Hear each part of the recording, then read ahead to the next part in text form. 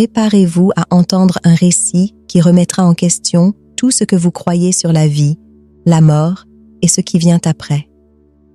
Vivienne Thorne a vécu une expérience de mort imminente qui a complètement transformé sa vision du monde et révélé des vérités spirituelles choquantes, y compris sur le destin des âmes homosexuelles. Ce qu'elle a été témoin va changer votre façon de voir la vie. Restez jusqu'à la fin pour comprendre cette révélation puissante et transformative. Si vous êtes curieux de découvrir ce que Vivienne a découvert, n'hésitez pas à liker, à vous abonner à la chaîne et à partager vos impressions dans les commentaires. Votre avis est très important. La lumière du soleil brillait intensément à travers la fenêtre de ma chambre, tandis que je m'étirais lentement, essayant de chasser les vestiges d'un sommeil profond. C'était une matinée ordinaire, mais au fond de mon cœur, je ressentais que ce jour serait différent. J'étais enceinte et l'attente de mon premier enfant était une montagne russe d'émotions. Après des années d'efforts pour tomber enceinte, j'avais enfin réussi. Samuel et moi avions rêvé de ce moment si longtemps qu'il semblait presque irréel. « Bonjour mon amour !» Samuel entra dans la chambre avec un large sourire, tenant une tasse de café. « Comment te sens-tu aujourd'hui ?»« Un peu nerveuse pour être honnête, » répondis-je, essayant de cacher l'anxiété qui me rongeait. Je n'arrive toujours pas à croire que nous sommes enfin dans cette aventure. Il s'assit au bord du lit et prit ma main. Moi aussi, je suis un peu nerveux, mais je sais que nous allons y arriver. Nous sommes ensemble dans cette épreuve, Vivienne. Nous l'avons toujours été. Ces mots me réconfortèrent. Samuel avait toujours été mon port d'attache, l'homme qui m'avait soutenu à chaque étape du chemin. Après tant de tentatives infructueuses, cette grossesse était un miracle. Mais au fur et à mesure que les jours passaient, l'anxiété commença à se transformer en quelque chose de plus intense. Les semaines suivantes furent remplies de consultations médicales et d'examens. Mon corps changeait, mais à chaque visite chez le médecin, je ressentais un poids croissant. Les complications commencèrent à... Je me souviens d'une consultation particulièrement tendue lorsque le médecin nous regarda avec une expression grave. « Vivienne, vous rencontrez quelques difficultés, » dit-il d'une voix grave. « Nous devons surveiller de près votre santé et celle du bébé. Il est important que vous vous reposiez et que vous évitiez le stress. » « Le stress, c'est facile à dire, » pensai-je, tout en essayant de garder mon calme. « Je veux juste que tout se passe bien. » Samuel serra ma main plus fort et dans un murmure dit « Nous allons faire cela ensemble. Peu importe ce qui se passe, nous serons à tes côtés. » Mais la vérité, c'est que l'inquiétude ne me quittait pas. Je me voyais entourée par un tourbillon d'émotions. L'attente et la joie étaient toujours obscurcies par la peur de l'inconnu. Et puis, un des jours les plus sombres, ce que je craignais arriva. Une complication inattendue me fit m'effondrer. Je me souviens encore du moment où tout autour de moi commença à s'assombrir. « Vivienne, reste avec moi !» cria Samuel, tandis que je sentais que la vie m'échappait. J'essayais de répondre, mais les mots ne sortaient pas. La dernière chose que je vis fut le désespoir dans son regard avant que tout ne s'éteigne autour de moi. Le silence prit le relais. Lorsque je me réveillai, il n'y avait plus de douleur ni de peur. C'était comme si je flottais dans un espace sans temps. Je regardais autour de moi et il n'y avait plus de murs, seulement une lumière intense et accueillante. Une sensation de paix m'enveloppa et je ne voulais pas revenir. « Vivienne ?» Une voix douce appela. Je ne pouvais pas voir d'où cela venait, mais la familiarité m'enveloppait. « Tu es ici pour comprendre. »« Comprendre quoi ?» demandai-je, confuse. « Ils ont besoin de toi, » répondit la voix. Ces mots résonnèrent dans mon esprit, et avant que je ne puisse les traiter, une vague d'images et de sentiments commença à surgir. J'étais dans un endroit où les âmes se rencontraient, où l'amour et la compréhension étaient absolus. C'était tout ce dont j'avais toujours rêvé, mais dont je n'avais jamais su qu'il existait. « Tu dois revenir, Vivienne. Ton voyage n'est pas encore terminé, » dit la voix, tandis que je sentais la gravité me ramener. Et ainsi, comme un souffle d'air, tout commença à s'assombrir à nouveau. Et je me retrouvais dans la réalité, ressentant la douleur et la lutte pour la vie. Mais quelque chose avait changé en moi. L'expérience que j'avais vécue, même si brève, m'avait transformée pour toujours. Je ne savais pas comment, mais je sentais que j'avais une histoire à raconter, quelque chose qui pourrait aider à illuminer le chemin des autres. L'expérience de mort imminente fut un tournant dans ma vie, quelque chose que je n'aurais jamais pu imaginer tout au long de mon parcours. J'étais à l'hôpital, entourée d'un mélange de douleur et d'espoir, lorsque tout cela se produisit. La grossesse tant désirée était devenue un cauchemar. Les complications surgirent comme des ombres inattendues, et je luttais non seulement pour ma vie, mais pour celle de notre enfant tant espéré. Je me souviens clairement du moment où la lumière commença à cesser. J'étais consciente de ce qui se passait autour de moi, mais en même temps, une paix indescriptible commença à m'envahir. Je pouvais entendre les voix des médecins et des infirmières, mais tout semblait distant, comme si j'étais dans une autre dimension. « Elle perd ses signes vitaux !» cria une infirmière, et je ne ressentais qu'une légèreté, comme si je flottais au-dessus de tout. Et ensuite, comme si j'étais aspirée dans un tunnel de lumière, je me retrouvais face à une vision qui changerait à jamais ma compréhension de l'univers. Je n'étais pas seule. Des âmes flottaient autour de moi, et parmi elles, j'en reconnus certaines. Une voix douce, mais puissante, résonnait dans mon esprit. « Vivienne, ton voyage ne fait que commencer. Il existe des vérités que tu n'as pas encore comprises. »« Qui es-tu » demandai-je, même si je savais que les mots étaient superflus. La présence était si réconfortante que je ne ressentais pas la peur. « Je ne suis qu'un guide, quelqu'un ici pour t'aider à comprendre ce qui est au-delà de ce que tu connais. » Les images commencèrent à se dérouler devant moi. Je vis des éclairs de vie passée, de choix faits et non faits. Mais ce qui me frappa le plus furent les visions liées au destin des âmes homosexuelles. J'avais toujours eu une vision traditionnelle de la vie et de la mort, mais là, à ce moment, je compris que l'amour transcende tout jugement humain. « Ces âmes ont une place spéciale, » dit la voix. « Elles ne sont ni moins ni plus que n'importe quelle autre. L'amour est ce qui compte, et tu verras que la véritable essence de l'être n'a rien à voir avec la sexualité, mais avec l'authenticité de l'amour que l'on vit. Ah, mais qu'en est-il du jugement? Et qu'en est-il de ce que j'ai appris dans ma vie? Demandai-je, angoissée à l'idée que tout ce que j'avais cru pouvait être faux. Les êtres humains ont leurs limites. Ce qui importe, c'est l'intention du cœur. L'amour est la clé qui ouvre les portes de l'éternité. Ces révélations ont commencé à bouleverser tout ce que je connaissais. Mon cœur, déjà si chargé de douleur par la situation que je vivais, se remplissait maintenant de compréhension et d'empathie. Je voyais les âmes qui étaient marginalisées, qui luttaient pour trouver leur place dans le monde, et je comprenais qu'en réalité, elles étaient illuminées par un amour que beaucoup ne parvenaient pas encore à voir. Dans un moment de clarté, je dis « Je veux aider, je veux partager cela avec le monde pour que les gens puissent comprendre que l'amour est la réponse. » Tu auras l'occasion de le faire, Vivienne. Mais d'abord, tu dois revenir. Ton voyage sur Terre n'est pas terminé. Et ainsi, avec un tirage fort et soudain, je fus ramenée à la réalité, entourée du bruit des moniteurs et de l'agitation de l'équipe médicale. Alors que je reprenais conscience, une nouvelle lumière brillait en moi, une lumière qui avait été allumée par cette expérience. Je savais que ma vie ne serait plus jamais la même. Les révélations spirituelles que j'avais vécues m'avaient transformée de manière que j'étais encore en train d'essayer de comprendre. La douleur que je ressentais s'était transformée en un élan de partage de ce que j'avais appris, une urgence d'aider les autres à voir au-delà des limitations que nous nous imposons souvent. Depuis que je me souviens, j'ai toujours été passionnée par l'histoire. Je me souviens d'être à l'école, entourée de livres, ressentant l'adrénaline en découvrant les secrets du passé. Chaque cours que je donnais en tant que professeur dans une école publique de Caroline du Sud était une opportunité de partager cette passion avec mes élèves. Mais malgré tout l'accomplissement professionnel, il y avait toujours un vide que je ne parvenais pas à combler. Professeur Vivienne, avez-vous déjà imaginé comment ce serait de vivre au Moyen Âge? Demanda un élève un jour, les yeux brillants de curiosité. Oh, certainement. C'était une époque pleine de défis et d'aventures, mais aussi de beaucoup de souffrance et d'injustice, répondis-je, essayant de stimuler son imagination. Ce que je ne savais pas, à l'époque, c'est que j'allais bientôt faire face à un défi bien plus grand que n'importe quel chapitre d'histoire que je pourrais enseigner. Après des années de tentatives infructueuses pour tomber enceinte, j'avais enfin obtenu ce que je désirais tant.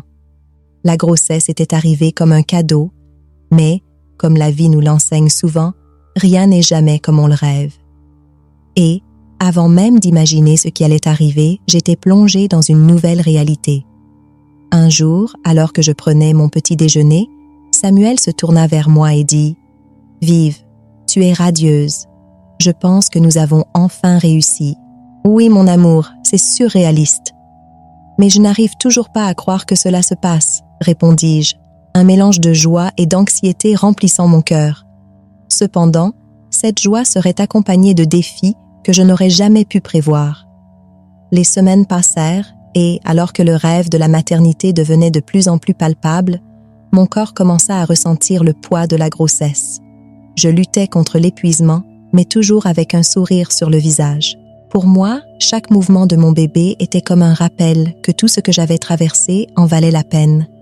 Mais la vie a ses façons de nous surprendre, et ce ne sont pas toujours de bonnes surprises. La douleur et l'incertitude qui suivirent furent dévastatrices. Au milieu de cela, l'expérience de mort imminente que j'avais vécue m'avait poussé à réévaluer tout ce que je croyais. C'était comme si j'étais confrontée à des vérités universelles que je n'avais jamais considérées.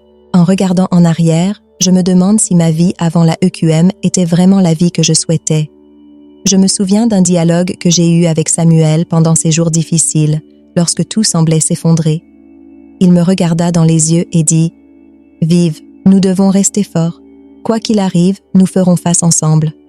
Je sais, mon amour, mais c'est si difficile. Parfois, j'ai l'impression de perdre le contrôle de tout, » répondis-je, les larmes coulant sur mon visage. Cette période fut intense, pleine d'incertitudes, mais aussi d'une quête désespérée de compréhension. Je me sentais comme une voyageuse perdue dans un désert de questions sans réponse. Que croyais-je vraiment sur la vie et la mort? Que se passait-il avec les âmes après la mort? Ces questions commençaient à me hanter, au point que je me surprenais à y penser pendant mes cours. Un jour, après une leçon sur les croyances des anciens Égyptiens, un élève me demanda « Professeur, que croyez-vous qu'il se passe après notre mort ?» J'hésitais, ressentant le poids de mes propres incertitudes. C'est une question difficile, mais je pense que chacun de nous doit chercher sa propre vérité. Ce que nous pouvons faire, c'est vivre nos vies aussi bien que possible. À ce moment-là, je réalisais que je n'étais pas la seule à chercher des réponses. Nous étions tous ensemble dans ce voyage, essayant de comprendre ce que signifie être humain et comment nous pouvons nous connecter les uns aux autres, même au milieu de la souffrance. Après mon expérience de mort imminente, ces réflexions devinrent plus profondes. Je percevais maintenant que la vie et la mort n'étaient pas des opposés, mais faisaient partie d'un cycle continu. Cette nouvelle perspective m'a poussée à remettre en question tout ce que je croyais auparavant, à chercher un sens plus profond dans les histoires que je racontais et dans les vies que je touchais. La transformation qui s'était produite en moi était si intense que je savais que je devais la partager. Je n'étais pas une figure publique, mais je sentais que mon histoire pourrait aider d'autres personnes à réfléchir sur leurs propres croyances. S'il y avait quelque chose que je pouvais faire pour éclairer le chemin de quelqu'un, je le ferais. Et ainsi, même avec le cœur serré, je commençais à écrire sur mon expérience, dans l'espoir qu'en partageant mon parcours, je puisse inspirer d'autres à chercher leur propre vérité. La grossesse que j'avais toujours rêvée se concrétisait enfin, mais le chemin n'était pas facile. Je me souviens de chaque émotion qui me traversait, comme un tourbillon d'espoir et d'anxiété. Samuel et moi avions essayé pendant des années. Les visites chez le médecin, les tests et les frustrations faisaient partie de notre quotidien. Lorsque nous avons enfin su que j'étais enceinte, c'était comme si le monde s'était arrêté un instant. « Vivienne, tu dois voir ça !» s'exclama Samuel, tenant le test de grossesse avec un sourire qui illuminait son visage. Ses yeux brillaient de joie et d'incrédulité. Il semblait si jeune, si plein d'espoir. « Nous attendons un bébé !» Je regardais le test et la confirmation, une ligne rose pulsait devant moi. Une vague d'émotion m'envahit. « Est-ce que c'est vraiment vrai ?» demandai-je, la voix tremblante. « C'est vrai, mon amour. Enfin, nous allons être parents. » Samuel m'a serré dans ses bras avec tant de force que j'ai presque perdu mon souffle. Des moments comme celui-ci, remplis d'attente, étaient le carburant qui nous a maintenus forts face aux défis à venir. Les premières semaines étaient pleines d'euphorie. Nous avons commencé à tout planifier. La chambre du bébé, les noms, les petites tenues. Je me voyais dans le magasin de maternité, touchant les tissus doux et choisissant les jouets que je rêvais d'offrir à notre enfant. Mais au fil des mois, la joie a commencé à se mêler à l'inquiétude. Mon corps a commencé à donner des signes que quelque chose n'allait pas. « Tu te sens bien, Vive ?» demanda Samuel un matin alors que nous prenions notre café. J'hésitais, observant ma tasse. Un peu de douleur, mais rien que je ne puisse supporter. Je suis juste un peu fatiguée. Fatiguée ou inquiète? Il me regarda dans les yeux et je savais qu'il avait raison. La fatigue était une chose, mais l'inquiétude commençait à s'installer dans mon cœur. Les visites médicales sont devenues plus fréquentes. « Vivienne, nous devons surveiller cela de près », dit le médecin lors d'un de nos rendez-vous. « Ton corps réagit différemment. Nous allons faire quelques tests. » Ces mots résonnaient dans mon esprit. Que pouvait-il se passer? J'étais si proche de réaliser mon rêve et maintenant tout semblait menacé. Les douleurs augmentaient et, une nuit, Samuel me trouva allongé sur le canapé, essoufflé. « Vive, que se passe-t-il » s'approcha-t-il, l'inquiétude inscrite sur son visage. « Nous devrions aller à l'hôpital. »« Ce n'est qu'une douleur, Samuel. La grossesse peut être difficile, tu le sais. J'ai juste besoin de me reposer un peu. » Tentai-je de le calmer, mais la vérité était que la douleur semblait croître à chaque instant. Cette nuit-là se transforma en une séquence interminable d'heures. Lorsque nous arrivâmes enfin à l'hôpital, le désespoir s'installa en moi. « S'il te plaît, reste avec moi », demandai-je à Samuel, tenant sa main fermement. La peur devenait une ombre constante. Après des examens et encore des examens, je fus conduite dans la salle d'accouchement. L'équipe médicale travaillait frénétiquement autour de moi et je sentais que je perdais la connexion avec ce qui se passait. « Vivienne, tu dois te concentrer », dit une infirmière, mais la réalité semblait lointaine. « Samuel !» criai-je, la voix tremblante. À ce moment-là, mon cœur s'emballa. Il était à mes côtés, les yeux emplis d'inquiétude. « Je suis là, mon amour. Je suis là », dit-il, tenant ma main avec force. Les douleurs s'intensifièrent et je sentis que j'étais dans une bataille. Puis, un silence assourdissant m'enveloppa. La douleur se dissipa dans un manteau d'obscurité et je me vis flotter loin de mon corps. Tout ce que je connaissais, toutes mes préoccupations et mes peurs devinrent lointaines. Mais à ce moment-là, je ne savais pas que cette expérience changerait ma vie pour toujours. L'expérience de mort imminente que j'ai vécue fut, sans aucun doute, un tournant dans ma vie. Quand je regarde en arrière, je réalise combien j'étais perdue au milieu de croyances qui n'avaient plus de sens et comment chaque seconde de cette expérience m'a forcée à réévaluer tout ce que je croyais être vrai. À ce moment-là, je flottais entre la vie et la mort. Il n'y avait ni douleur, ni peur, juste une paix indescriptible. Alors que je me permettais de plonger dans cette sensation, une voix douce mais puissante résonna dans mon esprit. « Vivienne, tu dois comprendre que la vie est bien plus que ta perception actuelle. » Décrire cette voix est compliqué, car ce n'était pas un son physique, mais une communication directe avec l'essence de mon être. C'était comme si j'étais dans un espace où le temps et l'espace avaient cessé d'exister, et j'étais complètement ouverte à recevoir ce qui devait m'être révélé. Les images commencèrent à surgir dans mon esprit, une séquence de vie, de choix et de conséquences se déroulant devant moi. « Mais que signifie cela ?» demandai-je, presque désespérée. « Pourquoi cela m'arrive-t-il? Pourquoi maintenant ?»« Parce que tu es prête, » répondit la voix. « Tu l'as toujours été, mais maintenant est le moment d'accepter. Ce que tu vois comme des obstructions et des difficultés ne sont que des étapes de ton chemin. » Dans cette fraction de temps, une vision passa devant mes yeux. Des vies de personnes qui, tout comme moi, luttaient avec leurs croyances, notamment en ce qui concerne leur identité. Je vis des âmes, certaines vibrantes et pleines de lumière, d'autres enveloppées d'ombre, et je compris que les ombres étaient le fruit du jugement et du rejet qu'elles avaient affronté dans leur vie. Je fus profondément touchée en réalisant que l'amour est la force la plus puissante de l'univers et que l'acceptation est le chemin vers la véritable liberté. Mais que deviennent les âmes qui ont été rejetées? Posai-je une question qui me tourmentait. Que leur arrive-t-il? Elles sont aimées, tout comme toutes les âmes. L'amour transcende ce que tu considères comme juste ou faux. Chaque âme a son chemin, et toutes ont le droit de trouver leur propre vérité. » Ces mots résonnèrent dans mon être. Moi, qui ai toujours eu une vision limitée de la vie après la mort, j'étais maintenant présentée à une vision bien plus large et inclusive.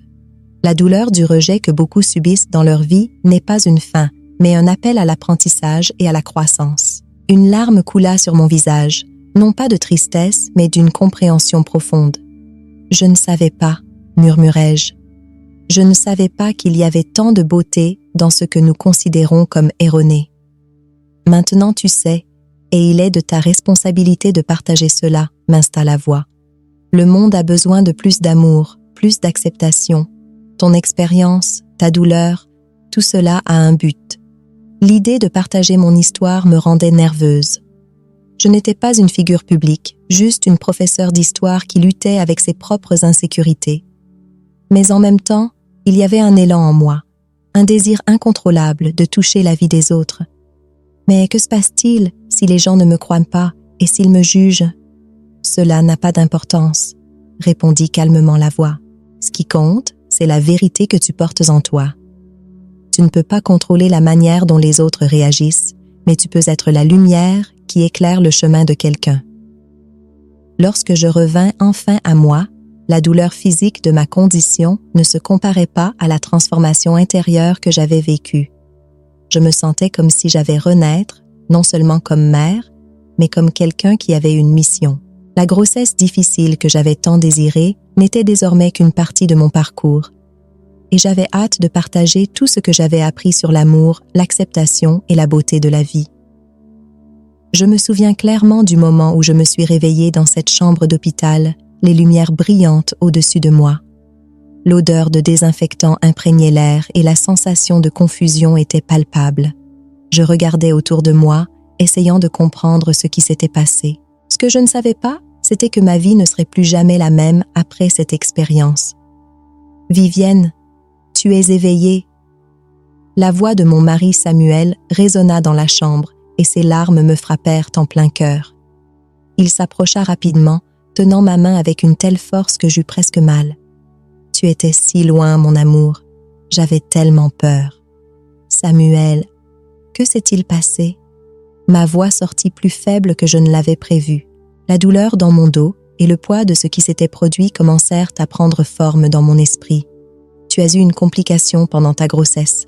Ils ont dit que tu as failli ne pas revenir. » Il hésita, déglutissant, comme si les mots étaient de coincés dans sa gorge.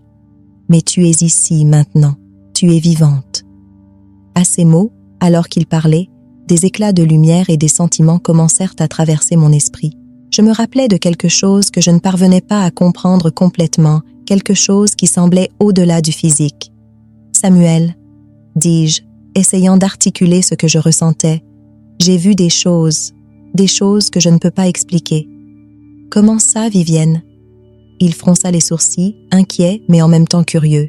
« J'ai vu des âmes, j'ai vu ce qui leur arrive, » dis-je, la voix tremblante. « J'ai vu des gens, non seulement ceux que nous aimons, mais des âmes qui étaient perdues, et certaines d'elles étaient homosexuelles. Je ressentais la douleur et l'amour qu'elles portaient. » Samuel me regarda avec un mélange de compréhension et de confusion. « Que veux-tu dire par là? Qu'est-ce que tu as vu ?» C'était comme si chaque âme était en quête de rédemption, d'amour. J'ai réalisé que nous sommes tous connectés, que nos choix, nos peurs, tout cela a de l'importance. La façon dont nous regardons les autres, comment nous aimons et acceptons, c'est ce qui compte vraiment. L'émotion me submergea et les larmes commencèrent à couler sur mon visage. J'ai toujours eu une vision si limitée, Samuel. Je pensais que la vie et la mort étaient si simples, mais ce n'est pas le cas. Tout est beaucoup plus profond. J'ai toujours su que tu avais un grand cœur, Vivienne, dit-il, tenant mon visage dans ses mains. Mais ça représente un poids énorme à porter. Es-tu sûre de ce que tu as vu? Oui, dis-je avec fermeté. Je ne peux pas ignorer cela. Je dois comprendre plus. Je dois explorer cela. Cette expérience m'a fait voir que la vie après la mort est pleine de nuances et que l'amour est la seule force qui compte vraiment. Samuel prit une profonde inspiration, comme s'il essayait d'absorber tout ce que je disais. « Penses-tu que tu peux partager cela avec les autres? Avec tes élèves?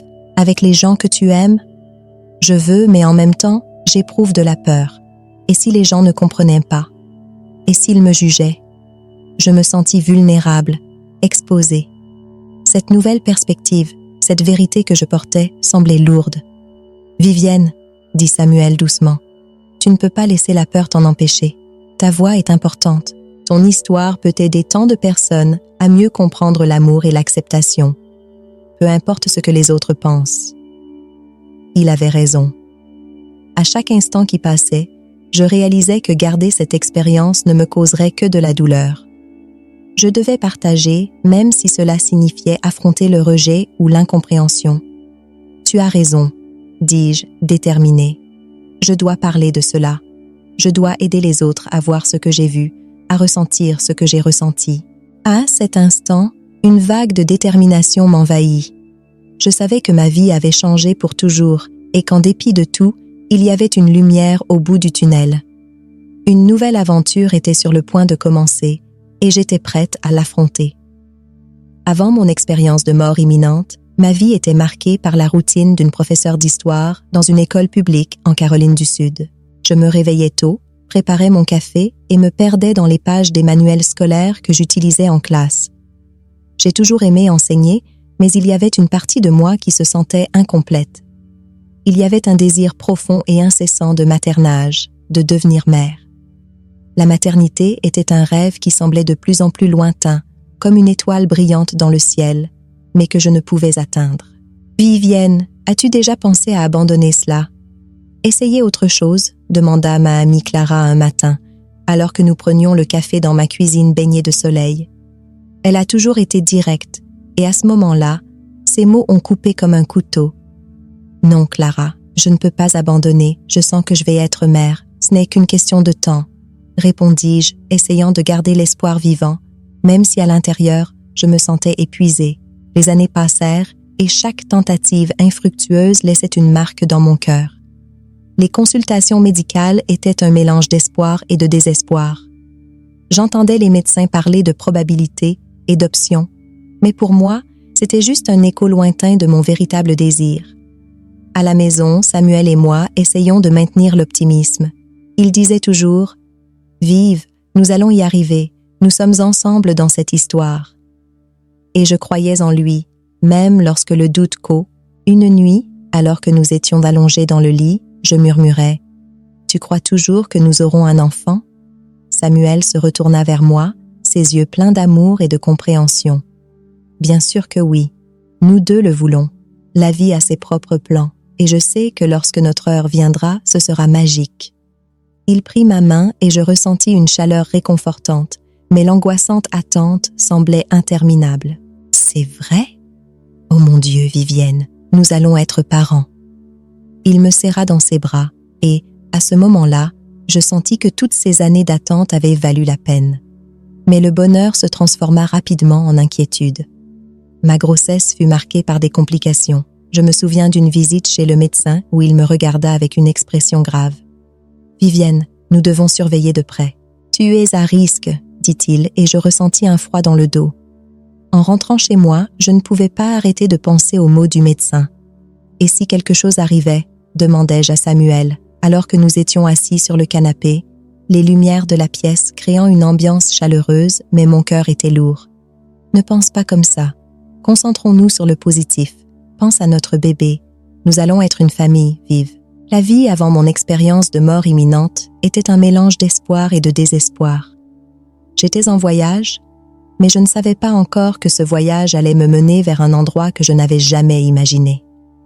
L'attente et la lutte pour la maternité m'avaient transformée d'une manière que je ne pouvais comprendre à l'époque. J'étais sur le point de découvrir ce que signifiait vraiment vivre et mourir. L'expérience que j'avais vécue durant ces brefs instants de presque mort était comme une tempête qui s'était abattue sur moi, emportant tout ce que je connaissais et croyais. Je me souviens encore de la sensation de flotter, comme si la gravité avait perdu son effet sur moi. L'environnement autour de moi se dissipait dans des ombres, et, au milieu de tout cela, une lumière intense m'entourait. C'était comme si elle me disait « Voici la vérité ». Quand je revins, je n'étais plus la même.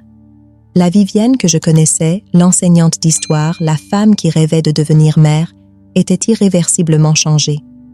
En me regardant dans le miroir, je voyais non seulement mon reflet, mais une nouvelle version de moi-même, pleine de questions et d'une curiosité insatiable sur ce qui se passe après la vie.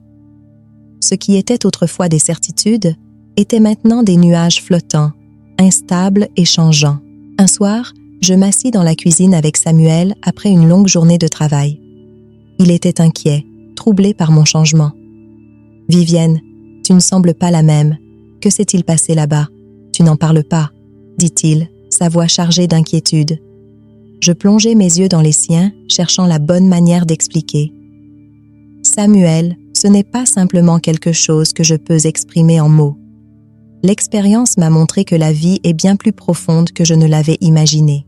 J'ai vu des choses que je n'aurais jamais cru exister. » « Des choses comme quoi? » demanda-t-il, se penchant en avant, intéressé.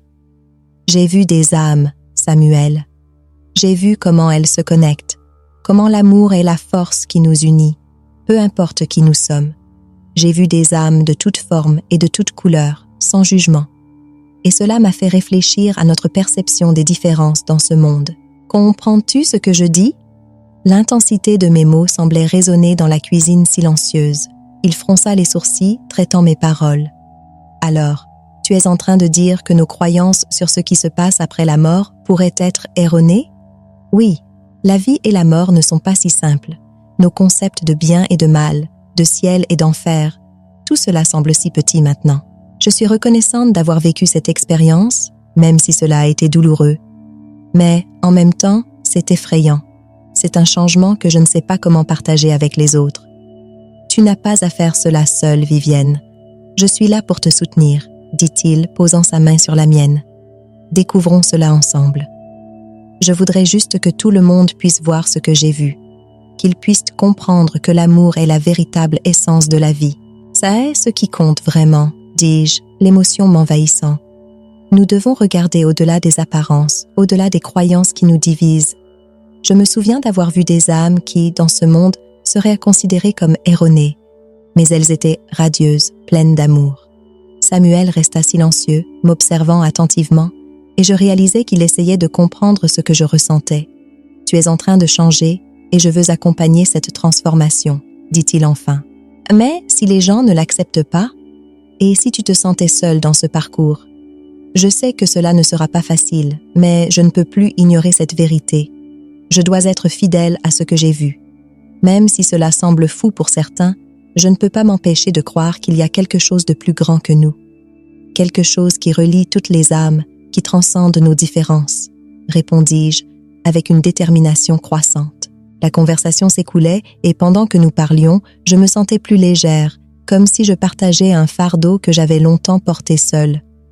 La transformation qui s'était produite en moi n'était pas seulement un changement de perspective, c'était une révolution de sentiments, une quête incessante pour une nouvelle façon de voir le monde. Et, avec chaque mot échangé entre nous, je savais que je faisais des pas en avant dans ma quête spirituelle. J'ai toujours été une personne réservée, quelqu'un qui préférait garder ses histoires et expériences pour elle-même. Mais, après ce que j'avais vécu, le besoin de partager mon histoire était devenu presque urgent. C'était comme si une voix intérieure m'appelait, me poussant hors de ma coquille. Je n'étais pas une figure publique, je n'avais pas de suiveurs sur les réseaux sociaux, et ma vie était tranquille, loin des projecteurs. Mais ce qui m'était arrivé était si profond, si transformateur, que je savais que je ne pouvais pas le garder secret. Une nuit, alors que je regardais par la fenêtre de ma chambre, je me perdis dans mes pensées. C'était un ciel étoilé, et les étoiles brillaient d'une intensité qui semblait refléter ma nouvelle compréhension de la vie et de la mort. Samuel était à mes côtés, et je sentais que je devais en discuter avec lui. « Mon amour, commençai-je, je sens que je dois raconter mon histoire, je sens que je peux aider quelqu'un. » Il me regarda avec une expression de compréhension. « Vivienne, as-tu déjà pensé à l'impact que cela pourrait avoir sur la vie des autres? Cela peut être difficile, mais ton expérience est puissante. »« Je sais, » répondis-je, « mais et si les gens ne me croyaient pas? Et s'ils riaient ou me jugeaient? Je ne veux pas être perçue comme une folle. » Samuel prit ma main, sa présence étant réconfortante. Les gens peuvent ne pas comprendre, mais cela ne devrait pas t'empêcher. Tu ne fais pas cela pour eux. Tu le fais pour toi et pour ceux qui pourraient bénéficier de tes paroles. Ton histoire peut t'offrir de l'espoir. Il avait raison. Je ne pouvais pas laisser la peur du jugement m'empêcher de partager quelque chose d'aussi important. Et, plus important encore, je réalisais que beaucoup de personnes autour de moi pourraient lutter avec leurs propres croyances sur la vie et la mort. Et peut-être, juste peut-être, mon expérience pourrait toucher ces vies d'une manière ou d'une autre. Le lendemain, je décidai d'écrire un texte. Je me posais à la table de la cuisine, entourée par l'arôme du café frais et par le soleil du matin qui pénétrait par la fenêtre. Les mots commencèrent à couler. J'écrivis sur ma vie avant le QM, sur la façon dont je me sentais piégée dans un cycle de tentatives frustrantes pour tomber enceinte, sur la douleur et la joie d'y être enfin parvenue, et bien sûr, sur l'expérience qui avait tout changé. J'ai décrit les révélations spirituelles que j'ai eues, notamment sur l'acceptation des âmes, indépendamment de leur orientation sexuelle. Je souhaite vraiment que plus de gens sachent que l'amour est ce qui compte vraiment. « Vivienne, ça va ?» demanda Samuel, interrompant mes pensées. « Oui, répondis-je, mais c'est si difficile de mettre tout cela en mots, j'ai l'impression qu'il y a tant plus à dire. Peut-être que tu pourrais enregistrer une vidéo, tu pourrais parler directement à la caméra et cela pourrait rendre tes mots encore plus percutants. » L'idée me rendait nerveuse, mais en même temps, elle m'enthousiasmait. « Tu penses que les gens regarderaient ? Bien sûr, si tu t'ouvres et que tu es honnête, les gens se connecteront avec toi. Tu as toujours eu une façon de mettre les gens à l'aise. Laisse ton histoire parler pour toi. » Avec son soutien, j'ai fixé une date pour enregistrer la vidéo. Dans les jours qui ont suivi, j'ai écrit davantage, peaufiné mes pensées et répété. À chaque fois que je parlais de mon expérience, je ressentais un poids se lever de mes épaules. C'était comme si, à chaque mot que je partageais, je libérais non seulement moi-même, mais aussi toutes les émotions que j'avais contenues pendant si longtemps. Enfin, le jour de l'enregistrement arriva. Je me suis assise devant la caméra, le cœur battant, mais il y avait une calme intérieure que je n'avais jamais connue auparavant. Je regardai l'objectif et dis « Bonjour, je m'appelle Vivienne Thorne et aujourd'hui je veux partager quelque chose qui a changé ma vie pour toujours. » Et ainsi, j'ai commencé à raconter mon histoire, non seulement comme un récit de douleur, mais comme un témoignage d'amour et de compréhension. À ce moment-là, je réalisais que je ne parlais pas seulement pour moi, mais pour tous ceux qui, d'une manière ou d'une autre, avaient besoin d'entendre qu'il y avait de l'espoir et que l'amour est ce qui nous unit réellement, indépendamment de nos expériences ou de nos croyances. Je me suis réveillée dans un endroit que je ne pouvais identifier, entourée d'une lumière douce et accueillante. C'était comme si j'étais enveloppée dans une étreinte chaleureuse qui dissipait toute la douleur et la peur que j'avais ressentie auparavant. Ce qui m'impressionnait le plus, cependant, c'était la sensation de paix qui dominait mon être. Je sentais que, d'une certaine manière, j'étais à un seuil, entre ce que je connaissais comme la vie et quelque chose de beaucoup plus profond. Vivienne. Une voix douce et familière appela mon nom. C'était comme si elle résonnait dans chaque partie de moi, faisant battre mon cœur plus vite. Je regardais autour de moi à la recherche de celui qui parlait, mais il n'y avait personne en vue. La lumière semblait être la source de cette voix. « Tu es ici pour comprendre, pour apprendre. »« Comprendre quoi ?» demandai-je confuse. « Ce qui m'est arrivé et mon bébé ?» La douleur de la perte était encore fraîche, et l'idée que quelque chose ait pu m'être enlevé sans que j'aie eu la chance de me battre pour cela était dévastatrice. « Tu n'as pas perdu, Vivienne. Ce que tu considères comme une perte est une transformation. Les âmes n'ont pas de fin, elles évoluent. Tu dois regarder au-delà de ce que les yeux physiques peuvent voir. » La voix était comme un murmure enveloppant, et soudain, une image commença à se former devant moi. Je vis une lueur, un petit être de lumière qui dansait autour de moi, et je réalisais que c'était mon fils. Un mélange de joie et de tristesse envahit mon cœur. « Il va bien ?» demandai-je, l'émotion me suffoquant presque. « Il est venu vers moi ?»« Oui, et il sera toujours avec toi. La connexion que vous partagez est éternelle. Mais ton parcours ici sur Terre n'est pas terminé.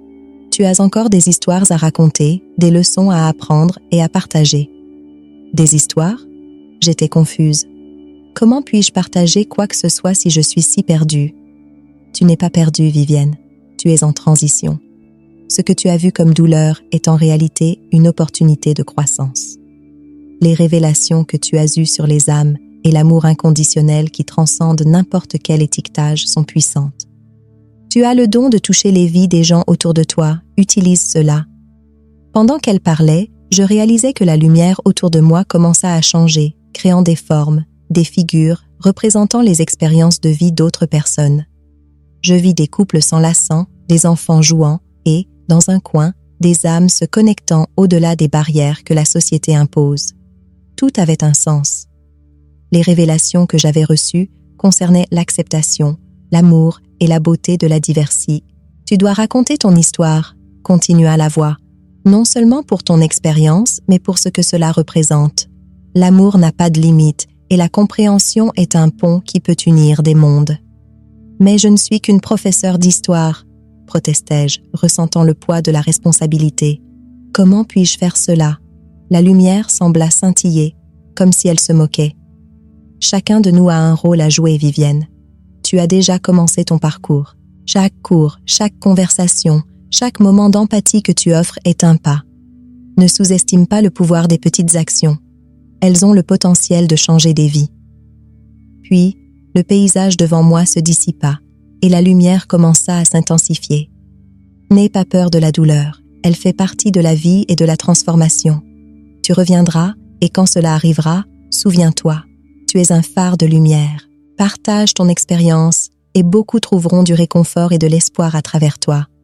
Je voulais protester, je voulais rester dans cet espace de paix où la douleur n'existait pas, mais une vague d'énergie commença à me tirer en arrière. « Attends !» criai-je, « je ne suis pas prête. » « Tu seras toujours prête, Vivienne. La vie est un cycle. À chaque fin, il y a un nouveau commencement. » Et, avec cela, j'ai été enveloppée par une douceur d'obscurité qui se transforma bientôt à nouveau en lumière. Je me suis réveillée dans une chambre d'hôpital, entourée de visages familiers, mais quelque chose en moi avait changé pour toujours. La douleur était encore là, mais maintenant j'avais un but, partager mon histoire, honorer mon fils et aider les autres à voir la beauté dans la diversité des âmes. C'est alors que je reçus enfin la nouvelle que j'attendais. Le test de grossesse était positif et pendant un instant, le monde autour de moi s'arrêta. Je n'arrivais pas à contenir mes larmes. « Samuel, regarde ça !» criai-je, tenant le test comme s'il s'agissait de la chose la plus précieuse au monde. Il entra dans la chambre en hâte, les yeux écarquillés en voyant ce que j'avais entre les mains. « C'est ce qui compte », répondit-il, caressant mes cheveux d'une manière réconfortante. Mais à mesure que la grossesse avançait, les défis devenaient de plus en plus intenses. Je sentais le poids de l'anxiété et de la peur s'alourdir. Au fond, je savais que j'étais sur un grand 8 émotionnel.